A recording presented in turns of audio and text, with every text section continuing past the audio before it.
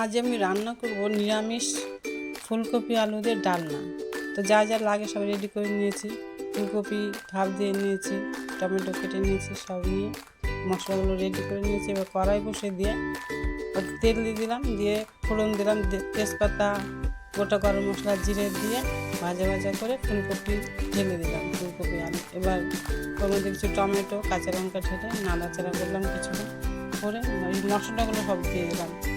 লবণ, হলুদ, আদা, জিরের গুঁড়ো, ধনের গুঁড়ো, শুকনো লঙ্কার গুঁড়ো দিয়ে নাড়াচাড়া করে একটু কষিয়ে নিয়ে এবার জল ঢেলে দিই।